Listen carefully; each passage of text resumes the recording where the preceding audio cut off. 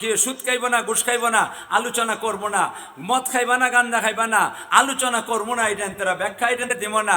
বেটিবাজি করবো না, ফুলাবাজি করবো না, এগুলার আলোচনা করবো না। অন্যের মাল আত্মসাৎ করো না, সরকারি তবে লুটপাট করো না, এগুলার আলোচনা করবে যাইব না। আমি করবার চাইতাছি শেষটা, ঘুষ খাইয়া বিচার কইর না। স্বজন প্রীতির বিচার, দুর্নীতির বিচার করবা না। স্বজন প্রীতির বিচার আর দুর্নীতির বিচার সাথ দেয়া আপনারা ন্যায় নীতির বিচারের মধ্যে করতে হইবে। করতে রাজি আছেন? আমি এইখানের মধ্যে এই বিষয়টাই আলোচনা করতে চাই। এই বিষয়টাই আলোচনা করে আমার আলোচনা শেষ করবো। বিচার তিন জাত, মাথন না দিয়ে আপনারা বিচার কয় জাত? একটা হইল দুর্নীতির বিচার, আর একটা স্বজন প্রীতির বিচার, আর একটা ন্যায় নীতির বিচার। আমাদের দেশে তিনও বিচারই আছে, তিনও বিচারই আছে। দুর্নীতির বিচার কোনটা? টেবিলের তলে দিয়ে কিছু দেলায়, মাথন না দি, টেবিলের উপরে দিয়ে দিলে হারাম, আর টেবিলের নিচে দিয়ে দিলে হালাল। মাথন না দি আপনারা, এই জাতের লোক আমরা দেশে আছে কিনা না? আরে বাবারে বাবা, দেড় আটলাম বা তসবি লইয়া, এটা তসবি সুবহানাল্লাহ সুবহানাল্লাহ কয় নাকি কত টাকা দিবে, কত টাকা দিবে, কত টাকা দিবে, এটা কয়। টেবিলের তলে দিয়ে দিলে হালাল, আর টেবিলের উপরে দিলে হারাম।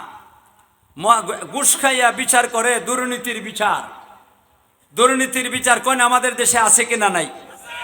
আর একটা হইল স্বজন প্রীতির বিচার। এটা কোনটা?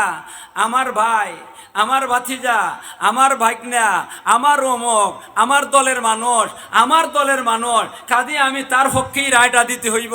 এই যে একটা রায় দিল, এই যে বিচারটা করলো, এটা হইল স্বজন প্রীতির বিচার। কয় আমরা দেশের স্বজন প্রীতির বিচার আছে কিনা নাই? দুর্নীতির বিচারও আছে, স্বজন প্রীতির বিচারও আছে। আরেকটা বিচার হইল ন্যায় নীতির বিচার।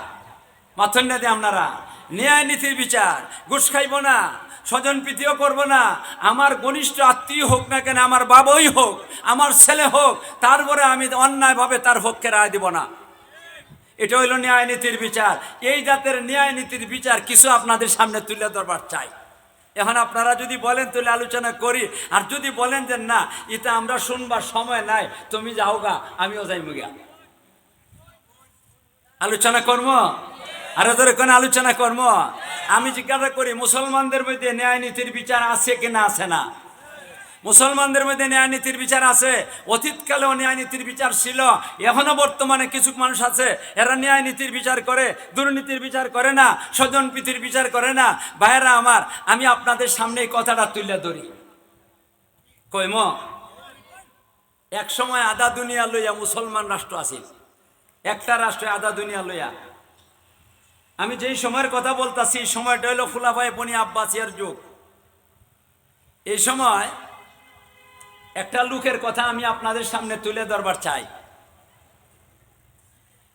একটা লোক, সে হরিণ শিকারের জন্য এক নম্বর, আর তার মনের চাহিদা হরিণ শিকার খালি করবো, জঙ্গলে যাই হরিণ শিকার করবো। কিছু মানুষ এমন আছে না, কিছু মানুষ আছে বড়ি বাইতো, মাথুন নদী কিতা বাইতো, বড়ি বাইতো। আমারও মনে চায় বড়ি বাইতাম, আমি বড়ি পাইছি অনেক। বাটি এলাকা আপনারা উদান এলাকা নাকি দা বড়ি বাইবার জায়গা আছে, আমিও বড়ি বাইতাম, বোয়ালের বড়ি। স্কুলেও পড়তাম আর মাঝে মাঝে বড়ি বাইতাম যাইয়া। তে কিছু কিছু মানুষ আছে ফলও বাইতো, ফলও পাওয়ার বড় সাংঘাতিক আফসোস। আপনারা এখানে ফলো পাওয়ার জায়গা হয় না। আমরা বাটি এলাকাতে আল্লাহ এখনো আছে, একসাথে 500, 700, 1000 মানুষ বিলের বেঁধে নামে। আমি যে সময় স্কুলে পড়তাম এই সময় আমি ফলো পাইছি। ফলো পাওয়া যে মজা, যারা ফলো পাইছেন না এটা বুঝতে না। ফলে দিয়ে সাপটা দিলে যদি জুইতে ঘরটা গজার মাছ লাগে দেখা, আর এটা যাইতে দললে দে, এটাতে গুড়ে দে আর উড়ুরি ডাকে দে, খাওয়ান দেখে আরো বেশি মজা। যারা ফলো পাইছেন না এটা বুঝবেন না। আর কিছু মানুষ আছে ফাঁকি শিকারের লাগি পাগল, কিছু মানুষ আছে হরিণ শিকারের লাগি পাগল।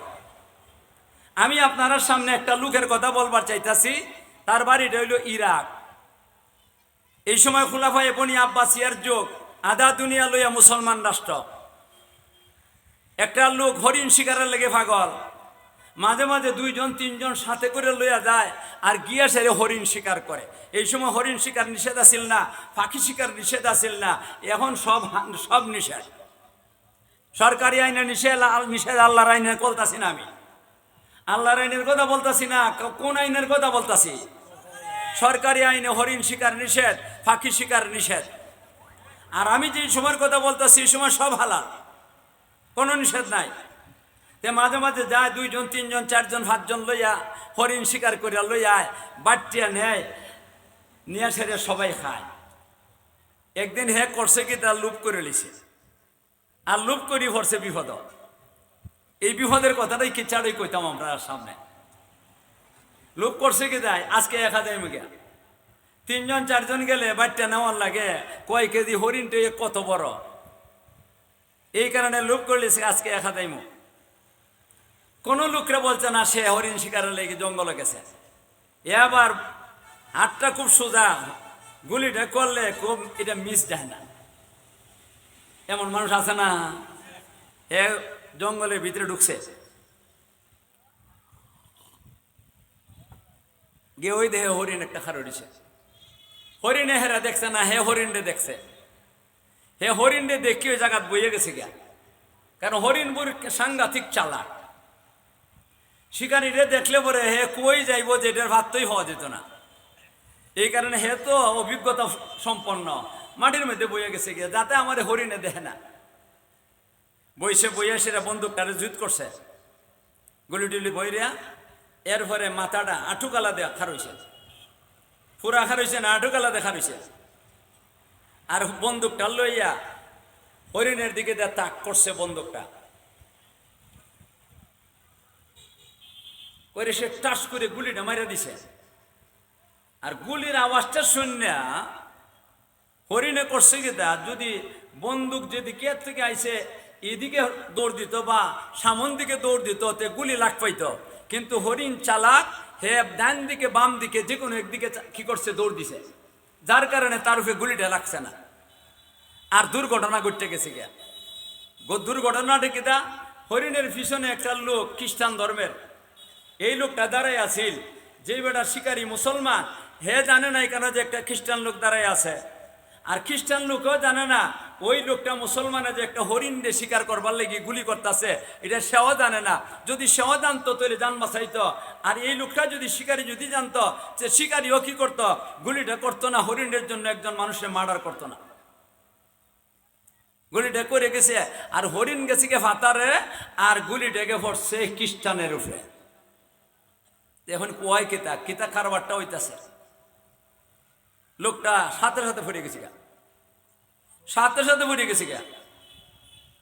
আশেপাশে তার ধর্মের কিছু লোক আছে, এরা দেখতেছে আরে আমরা সাথী, এতই কেন ভালো আছি, এখন যে ফুটে গেছে গিয়া কি মাথা চক্কর মারছে নাকি, তার কি প্রেশার হয়ে গেলে গিয়া না অন্য কিছু হয়ে গেলে গিয়া, ওই তাড়াতাড়ি দৌড়াইয়া 15-20 জন মানুষ আছিল, এরা আইসে দেহে মারা গেছে, মরে গেছে গিয়া।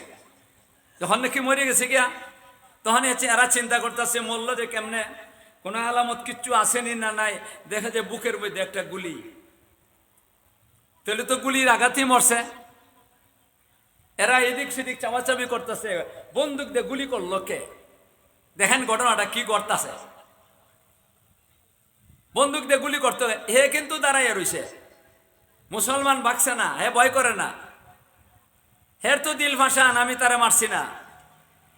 এরা গেছে গিয়া সেটা কয় তুই গুলি করছ, হ্যাঁ আমি গুলি করছি। আর এমনি এরা বান্ধে লেছে, কয় আমি মারছি কথা ঠিক, আমি হরিণের শিকার করছিলাম, ভুলবশত যায় সেরা এই লোকের উপরে পড়ছে। এটার শরীয়তের ভাষায় কতলে খাতা, ভুলবশত মার্ডার, ভুলবশত না মার্ডারের মধ্যে কোনো ফাঁসি টাসি নাই, কোনো কি নাই, তার উপরে কোনো শাস্তি দেওয়া হইবে না, বেশির চেয়ে বেশি কিছু কি করবা দিয়ত যেটারে কয়, এটা তারে কিছু জরিমানা করাইব, মালের জরিমানা আইব, তারে ফাঁসি টাসি দেওয়া যাবে না। কয় না না তুই ইচ্ছা করে মারছ, খ্রিস্টানরা বলতেছে তুই খ্রিস্টানরারে দেখতে পারস না, যার কারণে ইচ্ছা করে তুই গুলিটা করছ, আর গুলিটা করে আজকে তারে মারছ, তোরে মারে লিব। এরা বান্ধে লেছে, বান্ধিয়া হের হাতের বন্দুকটা এরা একজনে লইছে, লইয়া কয় তোর এখন গুলি করে লিব। ওই লোভতে করছি লেখা আইতো মাথন না দে লোভে ভাব, মাথন না দে আপনারা লোভে পাপ। কেমন বিপদে পড়ছে, জান লইয়া টান পড়ছে। আসলে আল্লাহ হেরে বাঁচাইতো, কিভাবে বাঁচবো দেখুন না। হেরে আল্লাহ বাঁচাইতো এই কারণে এই খ্রিস্টানদের মধ্যে একটা বুদ্ধিমান মানুষ আছে। আছে না? সব জাতের মানুষের মধ্যে বুদ্ধিমান আছে কিনা? নাই। এই লোকটা কইছে রাখো মারবাই, আমিও তারে মারবার পক্ষে। আর এটা না করলে তো এরা সামলাইতে পারতো না। আমিও আরে মারবার পক্ষে। তোমরা যেমন এরে মারবার চাও, আমিও মারবার চাই। আমার ধর্মের একটা লোকরে মারবো আর আমি যে সহ্য করবো তা হইতে পারে না। তবে করে ফেস লাগায় এরার ধর্মের লোকটা তবে এই লোকটা আমরা লোকটারে মারছে, এই কারণে এই লোকটা আসামি। আর এখন যদি আমরা বন্দুক দিয়ে গুলি করে এরে মাইরে লাই, তাহলে আমরা হইমো আসামি। আমরা যদি আসামি হই তাহলে আমরা ফাঁসির কাছে ঝুলাইবো এই দেশের বিচারপতি। তা আমরা একটা কাজ করি, আমাদের দেশের প্রধান বিচারপতি যিনি, উনি মুসলমান। আর মুসলমান বেটার বিচারটা যেটা ন্যায় নীতির বিচার, দুর্নীতি আর স্বজন প্রীতির বিচার নাই। আমরা আসামিরে লইয়া আর আমরার মার্ডার হইছে যে লোকটা তারে লইয়া যাইগে বিচারপতির কাছে, ঝটপট রায় দিয়ে দিব।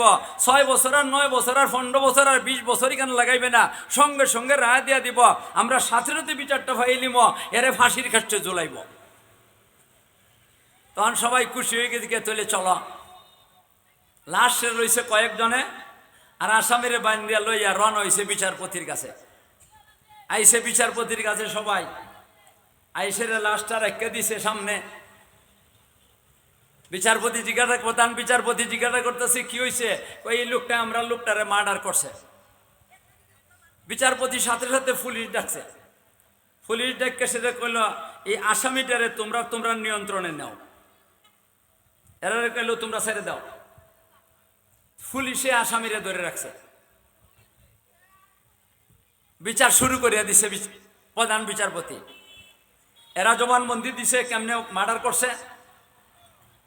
তখন আসামিরে জিজ্ঞাসা করছে, তুমি মারছ? কহ আমি মার্ডার করছি। মুসলমান মিথ্যা কথা বলে না, খাঁটি মুসলমান কোনোদিন মিথ্যা কথা বলে না। বলেন না আপনারা? খাঁটি মুসলমান জীবনে কোনোদিন মিথ্যা কথা বলে না। সে খাঁটি মুসলমান, মিথ্যা কথা বলবে না। বেঈমানের বাচ্চারা মিথ্যা কথা বলে।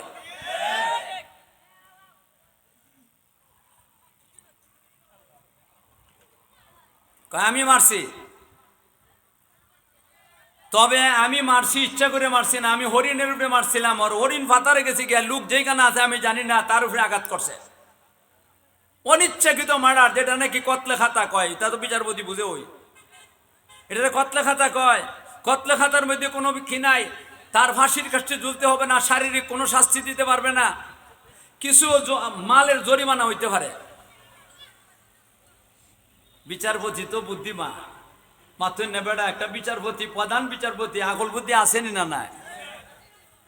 এই মেয়া, এরা জবানবন্দি দিছে তুমি মারছ, তুমি স্বীকার করে লিছো, আর সাক্ষী লাগে না। সাক্ষী কোন সময়? অস্বীকার করলে। তুমি স্বীকার করে লিছো, আর কি লাগে না? সাক্ষী লাগে না। তাইলে তোমার এটা প্রমাণ হয়ে গেছে গিয়া। আর তুমি একটা দাবি করছো মারছিলাই হরিণের উপরে, আর পড়ছে এই বেটার উপরে ভুলবশত, এটা তোমার দাবি। তোমার দাবির পক্ষে কোনো সাক্ষী আসেনি। আসামিরে জিজ্ঞাসা করতো, আসামি কয় না আমার সাক্ষী নাই। কয়টা তোমার এটা বাদ, তাইলে তোমার এটা বাদ, তোমার ফাঁসি। সাথে সাথে রায় দিয়ে দিছে তোমার ফাঁসি। আগামী শুক্রবার, এই দিনটা আসিল বুধবার, 12 আমার ইয়াদ আছে। এই দিনটা আসিল কোন বার? বুধবার। আজকে বুধবার, বৃহস্পতিবার, শুক্রবারে জুমার নামাজের পরে তোমার ফাঁসি। সাথে সাথে ডাকছে জেলদারগার, ডাকছে জেলদারগা আইসে। আওয়ানের পরে কইতাছে আরো 5 জন ফাঁসির আসামি আছে তোমার কাছে, আর এই 9-6 নম্বরে আসামি, তারে নিয়ে সেরিয়া ফাঁসির লেবাস পরাইয়া দাও। আর হেরা এই 6 জনরে, মাত্র বৃহস্পতিবারটা আছে, 6 জনরে ভালো করে খাবার খাওয়াইবাই, খুব উত্তম খাবার দিবাই, এরার জীবন শেষ। সাথে সাথে লয়ে গেছে গিয়া জেলদারা গায়, সাথে সাথে লয়ে গেছে গিয়া। যাওয়ার পর তো বিচার ফাইলিছে, এরা বিচার ফাইলিছে কারা? খ্রিস্টান দায়। শুক্রবারে তামসা দেখব, শুক্রবারে জুমার নামাজের পরে তামসা দেখব। খ্রিস্টানরা যা খুশি, সাংঘাতিক খুশি। বিচার ফাইলিছে, খুশি হইব না তো বেজার হইব? এর পরে হয়েছে কি তা, মুসলমান যে আসামি খ্রিস্টানটারে মারছে, এ বড় সাংঘাতিক বুদ্ধিমান। এ করছে কি তা, জেলদারা গাছে আছে না, এই জেলদারাগার সাথে লাইন করে লিছে। লাইন বোঝেন না আপনারা? লাইন বোঝেন না? এখনের জমানাত মানুষের লাইন চিনে না, এখন বেটা আছে, এখন বেডি আছে। এখনের জমানা তুই তো বুঝে না এমন নাই। আর লাইন কইরা দেয় কেডা? ওই তো এই বেটা, এ যেমন তেমন দুষ্টা না, সাংঘাতিক দুষ্টা, সুবহানাল্লাহ। এটা ফুলাই আর ফুরি আর বুড়াই আর বুড়ির সাথে লাইন করা করায়নি না, করায় না। এটা না যায়, এটা না যায়, এটা না যায়। মা ঠিক না বেঠি? আর এখানের মধ্যে যে লাইনটা করতেছে, কিতা লাইন করতেছে, এ গিয়া কইতাছে জেলদারাগারে। জেলদারাগা আবার ঘটনা শুনে এখানে আশ্চর্য কারবার। যারে মারছে খ্রিস্টান, যারা মামলা করছে এরাও খ্রিস্টান, জেলদারাগাও খ্রিস্টান। যে জেলদারার অধীনে আসামিগুলা 6 জন, আরো আসামি। এবার ঘটনা চক্র হয়েছে কিন্তু হ্যাঁ খ্রিস্টান। এ গেছে এই জেলদারগার সাথে এমন এমন মহব্বত লাগাই দিছে, এমন সাংঘাতিক মহব্বত লাগাই দিছে। এখন জেলদারগা তার কথাবার্তা শূন্য একবারে আশিক হইয়া গেছে গিয়া। ইজাত কিছু মানুষ আছে এমন কথা কইব, সুন্দর সুন্দর কথা, শূন্য বক্ত হয়ে জায়গা। জেলদারগা তার বক্ত হয়ে গেছে গিয়া। এও বুঝতে পারতাছে, আসামিও বুঝতে পারতাছে আমার জেলদারগা আমার বক্ত হয়ে গেছে গিয়া। তখন নিজের মতলবের কথা কয়। দেখুন কিতা কারবারটা শুরু করছে। কয় ভাই শোনো একটা কথা, আমি তো আসামি, আগামী শুক্রবারে আমারে ফাঁসি দিব, কোনো অসুবিধা না, আমার মনের মধ্যে কোনো দুঃখ নাই, আমি মার্ডার করছি, কাঁধে আমারে ফাঁসি দিত আমিও চাই। তবে রে ভাই একটা কথা শুনো, আমি যখন নাকি বাড়ির থেকে আসি তখন আমার মা, আমার বাবা, আমার বউ, আমার ছেলে, আমার মেয়ে সবাই জানে আমি হরিণ শিকারও গেছি। আর আজকে আমি জেলখানাতে আছি, আমার মা বাবা কেউ জানে না, কারো জানা নাই। শুক্রবার আমার ফাঁসি দেওয়া হইব, এটা আমার মা বাবার কেউ জানা নাই। তে তুমি একটা কাজ করো না, আমারে আগামীকাল সকালে ফজরের নামাজ পড়িয়া তুমি আমারে ছুটি দিলাও, আমি আমার বাড়িতে যাইয়া মা বাবা ছেলে মেয়ে বউ এরার কাছে নিয়ে বসিয়া আমি কিছু খবরটাও পৌঁছাইমো, এরার কাছ থেকে দোয়াটাও লইম। আর শুক্রবারে জুমার নামাজের আগে আগে আমি সেরে জেলখানা হাজির হইব। আপনারা কোন যে বুকটার মধ্যে 8টা দিয়া ফাঁসির আসামি আইব, এটা এমন জন জীবনে ফাঁসির আসামি আয় যে খালি কইছে আমার ছুটি হাতে লাও। আর এমনই জেলদারগা এর ভাই চাইছে, পাও থেকে মাথা পর্যন্ত বারবার চায়, বারবার চাইতেছে। আল্লাহ জানে হে কিতা দেখতেছে, বারবার চাইতেছে, বারবার চাইতেছে। কয়েকবার চাই এসে কয়, এই তুমি সত্যিই বলতেছো আইবা? আইমো তো, আমি আইমো, ইনশাল্লাহ আমি আইমো। কয় যাও তোমার ছুটি। আপনারা কোন বুকটার মধ্যে 8টা দিয়া কত নম্বর ব্যাক কল হইলে আসামিরে বিদায় ছাইরা দেয়? কত নম্বর ব্যাক কল হইলে আসামি ছাইরা দেয়? মা 1 নম্বরে আসামি, 1 নম্বরের ব্যাক কল ছাইরা দিছে ফাঁসির আসামি হয়ে গেছে। তার বাড়ির গিয়া কি করতেছে না করতেছে এইটা আর আমার কইবার দরকার নাই। এদিকে হইছে কিতা, শুক্রবারের সকালে প্রধান বিচারপতি তারে ফাঁসি দিব জুমার নামাজ পড়িয়া প্রধান বিচারপতি জেলখানাতে ঢুকছে। জেলখানাতে ঢুকে এই আরে জেলদারগারে বলতেছে, জেলদারগা চলো আমি আমার আসামি 6 জনকে দেখবার চাই। এরা তো জীবনের শেষ, এই কারণে বেটা দেখবার লেগে আইছে। কয় চলেন, লইয়া আইছে। আইসে দেখে আসামি কম কম লাগে, গনে বিচারপতি 1 2 3 4 5, এই 6 নম্বর আসামি কই? কয় ছুটি দিলাইছি। কিতা দিছে? ছুটি দিলাইছে। কয় ব্যাক কলের ব্যাক কল, জেলের ফাঁসির আসামিরে ছুটি দেবেন সে আইব? কয় আইব, আইব। কয় যদি না, কয় যদি আবার কি? তা আইবই তো আবার যদি আবার কি? দেখেন যে যদি অনেহের গুছা উঠে গেছে গিয়া। কয় যদি আবার কি? আসবেই তো আবার যদি কি? কয় যদি না, কয় যদি নাই আইব। কয়তো শূন্য রাখো। জেলদারগার বলতাছে বিচারপতি, মনে মনে ভাবতাছে বিচারপতি এর মনে হয় ব্রেইন আউট হয়ে গেছে গিয়ার লেগে সমস্ত কথাবার্তা বলতাছে। শূন্য রাখো, যদি তোমার আসামি না আসে তাইলে তোমারে আসামির বদলা ফাঁসি দিব। রায় দিলাইছে তোমারে ফাঁসি দিব। সাথে সাথে জেলদারগা কয় আমারে আমারে ফাঁসি দিতা কি মিয়া? এ তো আইবইতে আবার আমারে ফাঁসি দিবা কি? হের একিনটা এমন শক্ত হয়েছে মুসলমানের প্রতি যে হে আসবেই, এর মধ্যে সন্দেহ নাই। বিচারপতি কয়ে আছে আমি যাইগা গোসল কর্ম জুমার নামাজ পড়ব। বিচারপতি আইছে, আই সেরিয়া গোসল করছে, গোসল করে সেরিয়া এটার মধ্যে ফুক পড়ছে। তোমরা এটারে ঢাক্কা রাখবার ব্যবস্থা দিয়া চা দিতে হইব, আর তো ফুক তো পড়বে কেন বাতি। যে আসামি বিচারপতি গেছে, গিয়া সেরিয়া গোসল টোসল করিয়া জুমার নামাজে গেছে, জুমার নামাজটা পড়ছে, আর জুমার নামাজ পড়ে সেরিয়া বাসাতে খাবার টাবার খাইছে, খাইয়া মাঠে চলে গেছে গিয়া। এটা তো অন্ধকার রাত্রিতে, রাত্রের অন্ধকারে জেলখানার ভিতরে ভাসি না। ইসলামী বিচার যদি হয় তাহলে খোলা মাঠের মধ্যে খোলা আকাশের নিচে ভাসি দিব। একটা লোকের যদি হাত কাটা দেয় তাহলে আর 100-1000 লোক যেন আর চুরি করে না। একটা লোকের যদি কল্লা কাটা দেয় তাহলে লক্ষ মানুষ যেন এই জাতের অপরাধ আর করে না। হেদায়েত হইবে একটার বিচার করলেও। এই কারণে খোলা আকাশের নিচে বিচারটা করতে দিব। লক্ষ লক্ষ জনতা ইয়ে বীর জমাইছে, একটা মঞ্চ বানাইছে, মঞ্চের মধ্যে উঠাই এসে তারে ফাঁসির কাছে জ্বলাইব। বাদশা বিচারপতি সহ আরো অনেক এখানের মধ্যে বসা চেয়ারের মধ্যে। বিচারপতি অর্ডার দিছে জেল দারোগারে তোমার আসামিগুলারে নিয়ে আসো। আসামিগুলা নিয়ে আইছে জেল দারোগায়। গনে 1 2 3 4 5 সে আইসে না, কয় আইব। কিতা কয় দেখুন সে কারবারটা, এতে বোঝা যায় তার মাথার তার ছিঁড়ে গেছে গিয়া। মাথুর না দিয়ে আপনারা। বিচারপতি বলতেছে শোনো, আমি তো ওর জন্য অপেক্ষা করতে পারি না, আমি আমার কাজ শুরু করে দিতেইব। এই 5 জনরে একজন একজন করে আমি কি করবো, ফাঁসির কাছে ঝুলাইমো। আর এর ভিতরে ভিতরে যদি তোমার আসামি আইসা যায় তাহলে তো আসামি ঠিক আছে তারই ফাঁসি দিব, আর যদি এর ভিতরে ভিতরে আসে না তে তোমারে ফাঁসির কাছে ঝুলাইমো। আরে আমারে ঝুলাইবা কি, আসবেই তো। দেখুন কারবারটা। জল্লাদরে অর্ডার দিছে, জল্লাদ একজন একজন করে 1 নম্বর 2 নম্বর করে সিরিয়াল মতে একজন একজন করে ফাঁসির কাছে ঝুলাও। লক্ষ লক্ষ জনতার সামনে দেখেন কি হইতাছে। একটা মানুষে ফাঁসি দিতে একটা সময় লাগে, এর থেকে নামাইব ঠান্ডা হইলে পরে একটা একটা করে ফাঁসি দিতে দিতে 5টার ফাঁসি দেওয়া শেষ। জেল দারোগার কয় তোমার আসামি আইছে, কয় আইব, এখনো আইব। মাথুনটা দিয়ে আমরা এখনো আইব। সাথে সাথে বিচারপতি অর্ডার দিছে এরে নিয়ে যাও। জল্লাদরে অর্ডার সে নিয়ে যাও রে, সাথে সাথে ধরে নিছে। যে মল্ল এ খ্রিস্টান,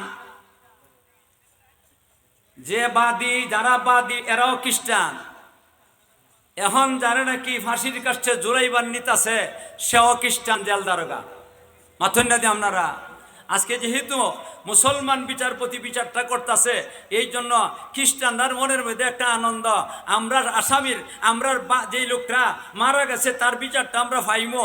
এই কারণে কয়েক শত খ্রিস্টান এখানে ইহাদির যখন নাকি কইছে এরে ধরো, আসামিরে তো কিয়া এই জেল দারোগারে ধরছে, জেল দারোগারে দইরিয়া কি এই যে জল্লাদে নিয়ে যাইতাছে, মঞ্চের কাছে চলে গেছে। খ্রিস্টানরা আউমাউ করে কান্দা শুরু করছে, কয়েকশো খ্রিস্টান এরা আউমাউ করে কান্দা শুরু করছে। আমরা লোক মরল, আর এখন আমরা লোকই মরতাছে। অন্যায়ভাবে আমাদের লোকটারে মারলো, আবার আমাদের লোকরে আবারও মারা হইতাছে। এটা কেমন কারবার হইতাছে? কিন্তু কেউ তো কিছু কইতে পারবে না, তোরার লোকে ছুটি দেয় কেন? মাথুন না দিয়ে আপনারা, তোমাদের লোকে ছুটি দেয় কেন? বলবারও কোনো ক্ষমতা নাই। মঞ্চের কাছে খালি নিয়ে গেছে, এখনো মঞ্চে উঠাইছে না। আর এমনই অনেক মানুষ তো বসা আছে মাঠের মধ্যে, আর চতুর্দিকে দেয়া হাজার হাজার মানুষ দাঁড়ায় আছে। এরা একসাথে চিল্লানি শুরু করছে, একসাথে চিল্লানি শুরু করছে। কি চিল্লাইতেছে? যে বিচারপতি আপনার কাছে অনুরোধ, আমাদের এই লোকটারে মঞ্চে উঠাইবেন না, এই লোকটারে জেল দারোগারে মঞ্চে উঠাইবেন না। আপনার কাছে আমাদের অনুরোধ, মেহরবানি করে তারা মঞ্চে উঠাইবেন না, একটু অপেক্ষা করতে হবে, তারপরে আপনি মঞ্চে উঠাইবেন। আপনি ওইদিকে ছায়া দেখেন। বিচারপতিরে বলতেছে আপনি ওইদিকে ছায়া দেখেন। একটা লোক দৌড়তেছে আর 2টা হাত উড়াই ওরাই মারতেছে, এইভাবে হাত মারতেছে আর চিল্লাইতেছে। আমাদের মনে হইতেছে এই লোকটা ওই সেই লোকটা। কি তা মনে করেন জেল দারোগাদের কইছে আইব? মাথুন না তারা। জেল বাদশাহ যখন নাকি বিচারপতি দেখছে তখন কইলে জল্লাদ এরে একটু দূরে নাও, মঞ্চে উঠাইবা না। দেখেন কি হইতাছে, মঞ্চে উঠাইবা না। বাক্কার সময় অনেক দূর থেকে তো চিল্লাইতেছে। এই লোকটা দৌড়ছে, দৌড়তে দৌড়তে হয়রান পেরেশান হইয়া শরীর মাথার থেকে টপ টপাইয়া ঘাম পড়তেছে। আইয়ে আর দেরি নাই, সাথে সাথে জেলদারের হাতে ধরছে আর চুকের পানি ফালাইয়া কান্তাছে, ভাই রে আমি তোমারে কষ্ট দিয়া লাইছি, আল্লাহর হস্তে আমারে ক্ষমা করে দাও, আমি বড় কষ্ট দিছি তোমারে এই মুহূর্তে মঞ্চের মধ্যে উঠাই দিত আর তোমারে ফাঁসির কাষ্টে জ্বলাই দিত, মারাত্মক অপরাধ করে ফেলাইছি, আল্লাহর হস্তে আমারে মাফ করে দাও। তবে রে ভাই আমি একটা কথা বলি, আমি ইচ্ছে করে এই কাজটা করছি না, আমার অনিচ্ছাকৃত এই কষ্ট, সেই কারণে ওই অনিচ্ছাকৃত করছিল, মার্ডারটাও করছিল অনিচ্ছাকৃত, আর এখানের কারবারটাও অনিচ্ছাকৃত করছে। আমি অনিচ্ছাকৃতভাবে এই অবস্থায় পড়ছি। আমার বাড়িটা অমুক জায়গা, আমার বাড়ি থেকে আইতে মধ্যখানে বিরাট বড় একটা নদী আছে, গভীর নদী। আমি ফজরের নামাজ ছড়িয়ে আর দেরি করছি না, সামান্যতম কোনো কিছু খাইছে না, এক ফোঁটা পানিও খাইছে না। আমি যাতে গন্তব্যস্থান ঠিক টাইমের ভিতরে গিয়ে ঢুকতে পারি, আমি গিয়ে পৌঁছতে পারি, এই কারণে কোনো কিছু খাইছি না। মার কাছ থেকে দোয়া নিয়ে বিদায় নিছি, বাবার কাছ থেকে দোয়া নিয়ে বিদায় নিছি, ছেলে মেয়েদের কাছ থেকে দোয়া নিয়ে বিদায় নিছি, বউয়ের কাছ থেকে দোয়া নিয়ে বিদায় করে নিছি। এরা আমার জন্য কাঁদতেছে, আমিও কাঁদতেছি। এই অবস্থায় বিদায় নিয়ে আমি যখন নাকি নদীর পাড়ে আসলাম, নদী তো সাঁতরাই আমি পার হইতাম পারবো না, আমি নিজেই মারা যাইমু। নদী এত গভীর নদী, সাহস করতে পারে না কোনো মানুষ। একটা নৌকা আসে, নৌকার কাকুতি মিনতি করে বিনয়ের সাথে বলি, কেউ আমার ভার করে দেয় না। শেষ পর্যন্ত অনেক সময় কাটতে গেতে গিয়া একটা নৌকা, এরা আমি একবারে আল্লাহর দোয়াই দিয়ে সেরে আমি তারে বললাম, আমার এই অবস্থারে ভাই, আমার কারণে একটা নির্দোষ মানুষে ফাঁসির কাছে ঝুলাইব, এই মুহূর্তের সময় আর বেশি বাকি নাই, দয়া করে আল্লাহর রাস্তায় আমারে বাঁচাও, আমি আসামি যাতে আমার মুক্তি হয়। এই জন্য ভাইরা, একজন নির্দোষ মানুষের জন্য ফাঁসি দেওয়া হয় না, তাড়াতাড়ি ভাইরে আমারে ফার করে দাও। এরার দয়া লাগছে, আমারে ফার করে দিছে। ফার করে দেওয়ানোর পর থেকে আমি যে দৌড় দিছিলাম, আমি আর হাঁটতে আইছি না, হাত নাড়াইতেছি আর দৌড়তেছি, দৌড়তে দৌড়তে ভাই কোনো মতে কয়েক মিনিট আগে এসে ফসলাম। এটা আমার অনিচ্ছাকৃত কামটা হয়ে গেছে গিয়া, আল্লাহর হস্তে তুমি আমারে মাফ করে দাও। জেলদারেগা বলতেছে, বাইরে তোরে কি মাফ করতাম আবার, আমার তো ইয়কিন আছে তুই আসবে, বা তার ইয়কিন আছে না, আমার তো ইয়কিন আছে তুই আসবে, এই কারণে তুই অপরাধ করলে কো, এর ভরা মাপ চাইছ, মাফ করে দিলাম, ক্ষমা করে দিলাম, মাফ হয়ে গেছি গিয়া। তখন বিচারপতি বলতেছে, এই জল্লাদ জেলদারেগা ছাই দাও, আসামিরে ধর। আসামিরে তাবা মরে ধরছে, দরিশিরে কলইয়া যা জেল ফাঁসির কাছে। খালি মঞ্চের কাছে নিচে, আর ওই যে কয়েকশো খ্রিস্টান আসিল, এরা একটু দূরে আসিল, মানুষে ধাক্কাইয়া সবাইরে ধাক্কাইয়া খ্রিস্টান যারা আসিল সব সামনে বাড়ছে। বিচারপতির সামনে গিয়ে বলতেছে, জনাব আপনার কাছে আমাদের কয়েকটা অনুরোধ। প্রথম নম্বরে অনুরোধ, এরে ফাঁসির কাছে ঝুলাইয়েন না, এখান থেকে নিয়ে আসেন, এটা হলো আমাদের প্রথম নম্বরের অনুরোধ। 2 নম্বরের অনুরোধ, আপনি মেহরবানি করিয়া এই লোকটার বিরুদ্ধে যে একটা রায় দিচ্ছেন তারে ফাঁসি দেওয়া, এই রায়টারে আপনি রহিত করে দেন, এটারে বাতিল ঘোষণা দিয়া দেন। কয় কেন?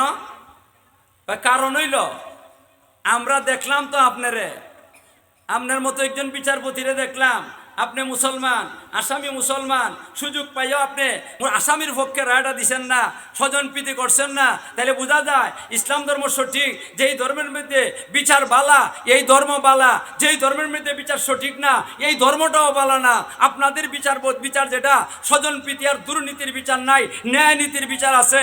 এর থেকে বুঝলাম নবী মুহাম্মদুর রাসূলুল্লাহর ধর্ম সত্য, যার ধর্ম সত্য এর ধর্ম বাদ দেই কেমন করিয়া, মেহরবানি করে আপনি কষ্ট করে একটু দাঁড়ান, আর আমরা 300-400 খ্রিস্টান আছি, একসাথে কলিমা ফরাইয়া মুসলমান বানাইয়া দেন।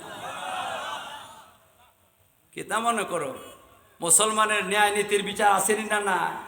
এইখানে যত খ্রিস্টান আছে সব কলিমা ফরে মুসলমান হয়ে গেছে। আল্লাহ পাক রব্বুল আলামিন নবীর জবান দ্বারা জানাই দিয়েছেন, সাওয়াতু ইউজিল্লুহুমুল্লাহু ইয়াওমা লা দিল্লা ইল্লা দিল্লুহু, ইমামুন আদিলুন ওয়া শাবুন নাশা ফি ইবাদাতিল্লাহ।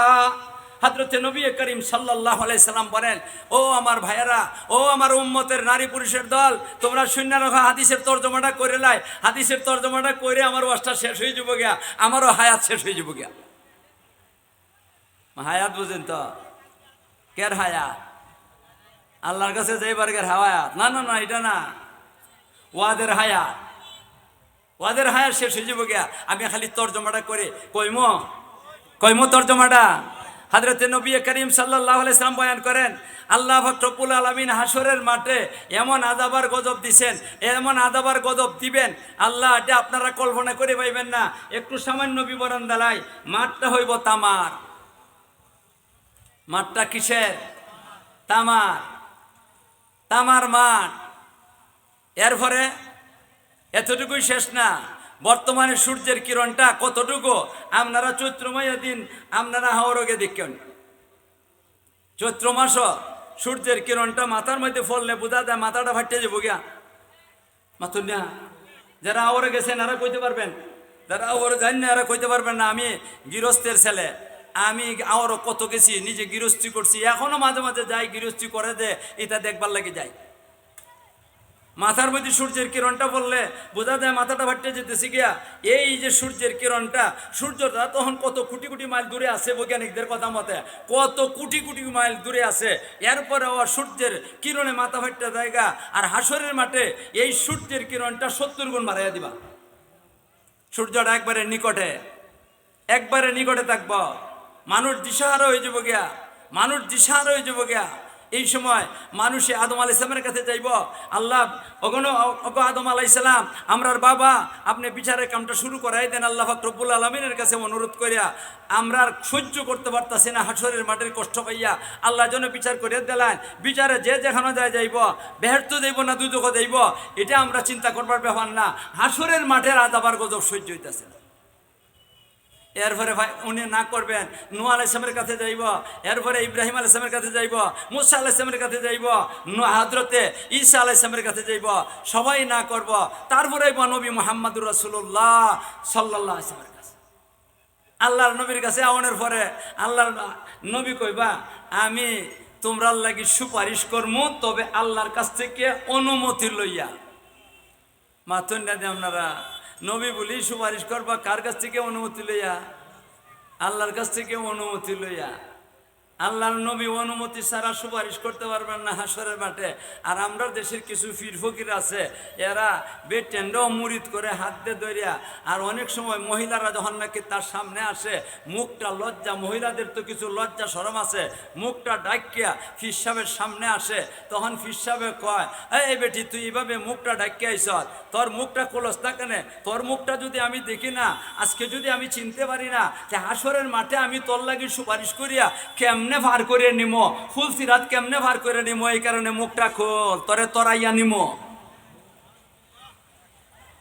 হিসাবে বলি তরাইয়া নিব, হেরে তরাইয়া নিব কেডায়? মাথন না দিয়ে আপনারা, তুই ফিরে রে কেলায় ভার করে নিব। তুই যে অত বই হারাবে হায়া, এত বড় বেলা যা, মহিলার মুখটা তুই ঘুরিয়ে রাখছিল, তুই এটা খুললে রাখত, এটা খুললে দিস। তরে যদি আল্লাহ পাক রব্বুল আলামিন ফেরেশতার মাধ্যমে জাহান্নামের দিকে লইয়া যায়, তখন তরে কেডায় তরাইয়া নিব? আল্লাহর নবী কন, আমি সুপারিশের লাগি অনুমতি লইম, আল্লাহ যদি আমার সুপারিশ আমার কবুল করেন, তাহলে আমি কি করব? আমি তোমার লাগি সুপারিশ করব। আল্লাহর নবী সুপারিশ করে বিচারের কাম শুরু করবা। আল্লাহ পাক রব্বুল আলামিন মানুষ উলঙ্গ অবস্থায় দাঁড়াইব হাসরের মাঠে। কতদিন দাঁড়াইয়া থাকবো? 50,000 বছর উলঙ্গ অবস্থায় দাঁড়াইয়া থাকবো। নারী পুরুষ সবাই উলঙ্গ, জওয়ান বুড়া সবাই উলঙ্গ, না সবাই উলঙ্গ, কোনো মানুষ কি থাকবে না, কাপড় পরা থাকবে না, সবাই উলঙ্গ। নবী যখন নাকি কথাটা বলতেছেন, হাসরের মাঠে নারী পুরুষ সবাই উলঙ্গ থাকবো। এই সময় হযরতে আম্মা জান আয়েশা রাদিয়াল্লাহু তাআলা আনহা নবীজির কাছে, নবীজি বলতা, আয়েশা রাদিয়াল্লাহু বলতেছেন, ওগো নবীজি সবাই উলঙ্গ, কার সবাই উলঙ্গ থাকবে? তো সবাই যদি উলঙ্গ থাকে, আমরাও উলঙ্গ, তোমরাও উলঙ্গ থাকবা। তাইলে আমরা উলঙ্গ থাকলে মানুষের যে পুরুষের দল হাসরের মাঠে লক্ষ লক্ষ না কোটি কোটি কোটি কোটি মানুষ, এরা আমাদের লজ্জাস্থান দেখবো, এটা আমাদের জন্য কত বড় লজ্জাকর অবস্থা হইব, এটা কেমনে বরদাস্ত করা যায়? আল্লাহর নবী কোন, আয়েশা এই জন্য টেনশন করিও না, তোমার লজ্জাস্থান তোমাদের লজ্জাস্থান কোন মানুষে দেখবো, এটার লাগি টেনশন করিও না। হাসরের মাঠে যখন নাকি উলঙ্গ অবস্থায় মানুষ দাঁড়াইব, এই সময় আযাবার গজব দিয়ে হাসরের মাঠে আসতে থাকবে। ওই সময় যে সমস্ত মানুষে উপরের দিকে করে চাইয়ে থাকবো, উপরের দিকে করে চাইয়ে থাকবো। এই যে এক চাওয়া দিব, এক চাওয়ায় 50,000 বছর কাটতে যাব গিয়া, হে কল্লাটা নিচের দিকে নিবারই সুযোগ পাইবে না। এখন আপনারা চিন্তা করেন হাসরের মাঠের অবস্থাটা কেমন হইব। কোনো ছায়া নাই হাসরের মাঠে, কোনো ছায়া নাই, ঘর নাই, বাড়ি নাই, একটা ছাতা নাই, একটা গাছ নাই, কোনো কিছু নাই। এই অবস্থায় আল্লাহ পাক রব্বুল আলামিন কিছু মানুষে আরশের নিচে জায়গা দিবা। আপনারা আরশের নিচে জায়গা চাননি? আর কোনো ছায়া নাই, কেডা কেডা আরশের নিচে জায়গাটা হইবার চান? আল্লাহ তুমি সবাইরে তৌফিক দান করো। আমি খালি লিস্টিটা বয়ান করবো, ব্যাখ্যা দিব না। আরশের নিচে জায়গাটার দাম আছে নি, মাথন না দাম আছে নি? আছে খালি কইসন, কিন্তু আসলে বুঝছুন কিনা জানি না।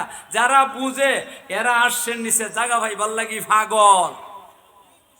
আমি একটা ঘটনা করি। ভারত উপমহাদেশের মধ্যে একজন আল্লাহর ওলি ছিলেন, নামটা কইলে আপনারা চিনবেন, নাই দুনিয়াতে এখন বর্তমানে। হযরতে হাজী ইমদাদুল্লাহ মুহাজিরে মক্কি রহমতুল্লাহ আলাইহি, নাম শুনেন না আপনারা? হাজী ইমদাদুল্লাহ মুহাজিরে মক্কি রহমতুল্লাহ আলাইহি যত পীর আছে সব পীরে হাজী ইমদাদুল্লাহ মুহাজিরে মক্কি রহমতুল্লাহ আলাইহি সৈয়দ লাগবা। হযরতে হাজী ইমদাদুল্লাহ মুহাজিরে মক্কি উনার মুরিদরা লইয়া একদিন ওয়াজ করতেছেন, আর ওয়াদের মধ্যে জুস উঠতে গেছে গিয়া। অনেক সময় ওয়াইদের জুস উঠতে দেখা মা উঠে কিনা উঠে না। এই সময় তো মাইক ফাটাই লিব, কি ছিক দিব, হের গলা ফাটবো না মাইক ফাটবো আল্লাহ জানে। কিন্তু হাজী ইমদাদুল্লাহ মুহাজিরে মক্কি রহমতুল্লাহ চিল্লাইতেছেন না। চিল্লা চিল্লি আমরা বুজুর্গ বলতে চিল্লা চিল্লি করে ওয়াজুস করেন না, কোনোদিন চিল্লা চিল্লি করছেন না। কিন্তু জুসের মধ্যে আইছেন, জুসের সাথে বলতেছেন হাজী সাহেব রহমতুল্লাহ আলাইহি যে আমার মুরিদের দল শোনো, আল্লাহ পাক রব্বুল আলামিনের দরবারে যখন নাকি হাসরের মাঠে হাজির হইব আমরা সবাই, এই সময় তো উলঙ্গ অবস্থায় সবাই থাকবো। ওই সময় যদি আল্লাহ পাক রব্বুল আলামিন আমি ইমদাদুল্লাহরে আল্লাহ বলেন, দয়া করে মায়া করে যদি আমারে বলেন, হে ইমদাদুল্লাহ, হে ইমদাদুল্লাহ তুই আমার কাছে কি চাস, এই কথাটা যদি আল্লাহ আমারে বলেন, আপনারা যদি কি চাস এই কথা কইলে পরে আপনারা কি চাইলেন না আল্লাহ জানে। আমারও যদি কই আল্লাহ কই যে এই ফজলুর রহমান তুই কি চাস আমার কাছে, তাইলে আমি কইব যে আস্থা বাংলাদেশের সমান একটা বিল্ডিং বানাই দিলাম। আমরা অভ্যাস হইল এমন মাথুন দিয়ে আপনারা। আর হাজী সাহেব কি বলতেছেন দেখেন, হাজী সাহেব কি বলতেছেন, হাজী ইমদাদুল্লাহ সাহেব রহমতুল্লাহ বলতেছেন, ওগো আল্লাহ, আল্লাহ যদি আমার খালি সুযোগটা দিয়া লাইন দিবেন কিনা জানি না, দিলে আমি আল্লাহর কাছে কইম আল্লাহ আমি বেহেশত চাই না, কোনো কিছু চাই না, আমার কোনো কিছু দরকার নাই। আল্লাহ গো তোমার আরশের নিচে আরশের নিচে একটা জানমাদের সমান জায়গা, এমন এতটুকু জায়গা দিয়া দাও, আর আমি আরশের নিচে জানমাদের ভেতরে দাঁড়াইয়া আমার সারা জিন্দেগি নমাজ পড়বো। আরশের দাম বুঝেন ইমদাদুল্লাহ মুহাজিরে মক্কি রহমতুল্লাহ আলাইহি, আমরা বুঝি না। মাথন নদী আমরা চাননি আরশের নিচের জায়গা। আরো দূরে কোন সবাই চান কিনা চান না? আল্লাহ পাক রব্বুল আলামিন হাসরের মাঠে কোনো জায়গা নাই, কোনো ছায়া নাই। আল্লাহ পাক রব্বুল আলামিন আরশের নিচে জায়গাটা রাখবা। এই জায়গার মধ্যে কয়জন মানুষ আল্লাহ জায়গা দিবা, এই মানুষটার নাম টান খালি বইলা দেই, আপনারা মেহরবানি করে শোনেন কয়জন মানুষ আল্লাহ জায়গা দিবা। নবীজি কোন সাবাতু ইউদিল্লুহুমুল্লাহু ইয়াউমা লা দিল্লা ইল্লা দিল্লুহু ইমামুন আদিলুন। এক নম্বরে জায়গাটা হইল ন্যায় বিচারক যারা নাকি আছে এদেরকে আল্লাহ আরশের নিচে জায়গা দিবা। আমি জিজ্ঞাসা করি আপনারা কেটা কেটা ন্যায় বিচারক বাদশা? আপনারা বাদশা নি? কেউই বাদশা না, তাহলে এক নম্বরে নাই আপনারা। আমি বাদশা, মাথুন না দি আমি বাদশা? আরে নাই তো, না করুন না, ডরান কেন, আমি কি করবো আপনারা? আমিও বাদশা না, আপনারা বাদশা না, তাহলে এক নম্বরে আমরা নাই। আমরা এক নম্বরে নাই। এক নম্বরে আছে কেডা? বেগম জিয়া, শেখ হাসিনা, এরশাদ চাচা। মা এরা বাদশা তো, এরা বাদশা, আমরা কেউ বাদশা না। তবে আল্লাহ রসুলে কিন্তু খালি বাদশা কইছেন না, একটা গুণবাচক শব্দ লাগাই দিয়েছেন এটার সাথে। কি লাগাই দিয়েছেন? ইমামুন আদিলুন, ন্যায় বিচারক হতে হবে। যদি ন্যায় বিচারক হয় আরশের নিচে জায়গা ভাইবা। এরা তিনজন যদি ন্যায় বিচারক হইয়া থাকে, এরার জায়গার ঠিকানা আরশের নিচে। এরা আরশের নিচে গেলে পরে আমরা জায়গা কম পড়বো নাকি? দা আরে কয়েন আমার জায়গা কম পড়বো?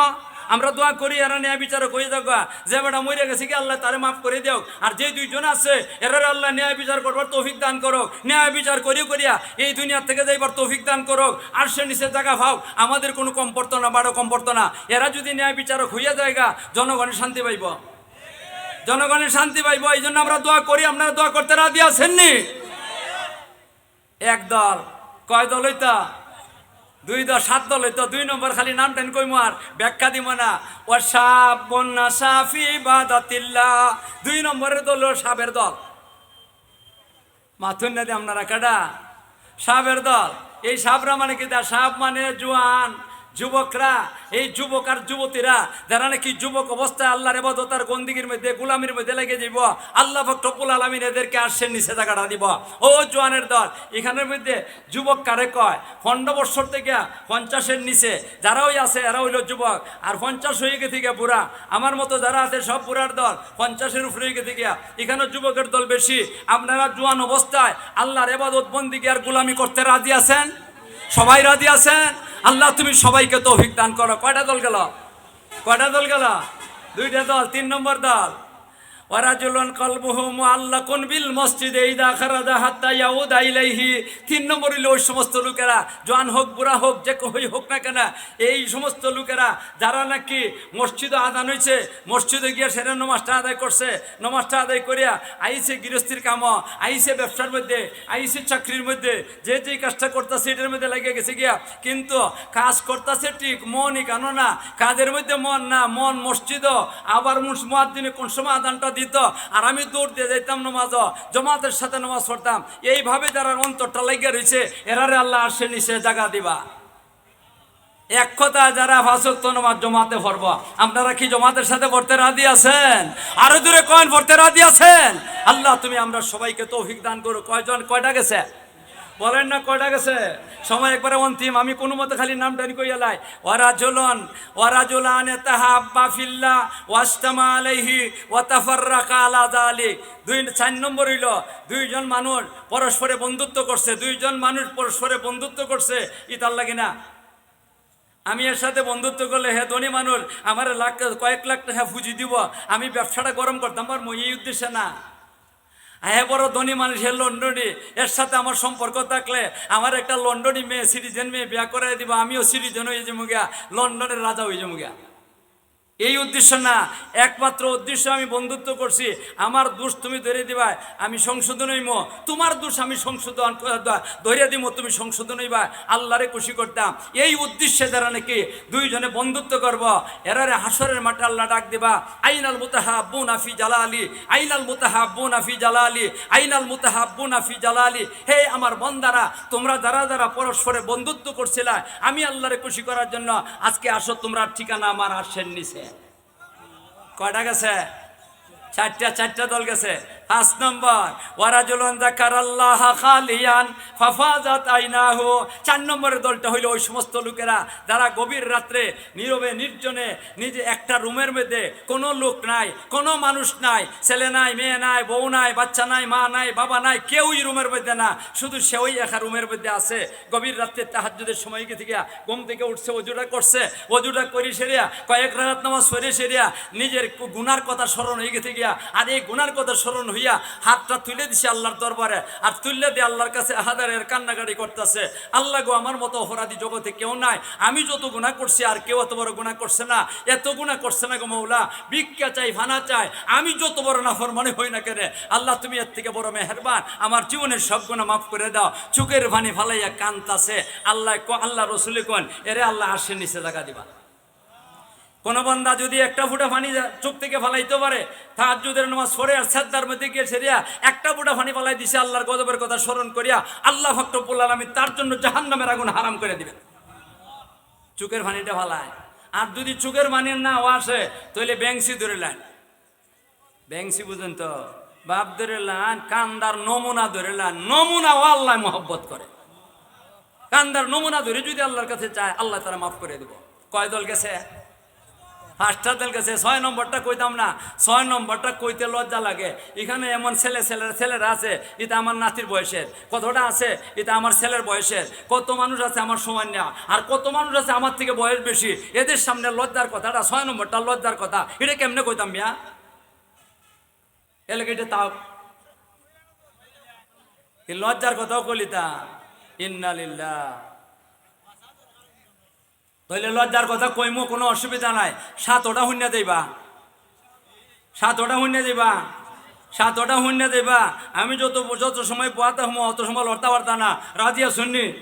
কাটা কাটা রাজি আসুন দেখলে আমি যত সময় আছি লড়তে পারতাম না, খেয়েও লড়তে পারতাম না, হাত তুললে ওয়াদা হয়ে গেছে গিয়া ওখান যদি লড়াচড়া করেন তাহলে ওয়াদা খেলাফির গুণা হইব, কবিরা গুণা হইব।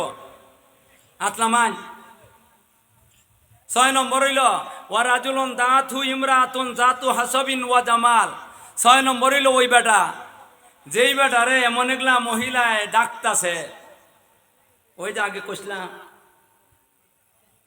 ইয়াদ আছে নি, এমন একলা সুন্দরী মহিলা, সুন্দর যারে কয়, সুন্দর যারে কয় এমন একটা সুন্দরী মেয়ে, আবার সুন্দরী খালি না, সম্ভ্রান্ত পরিবারের একটা মহিলা, ইতর মেতর না, সম্ভ্রান্ত পরিবারের একটা মেয়ে, তারে ডাকতাছে আসো। কি তার লাগে আসো বুঝুন নাই, তখন বলতাম ভাঙ্গা কই তারতাম না।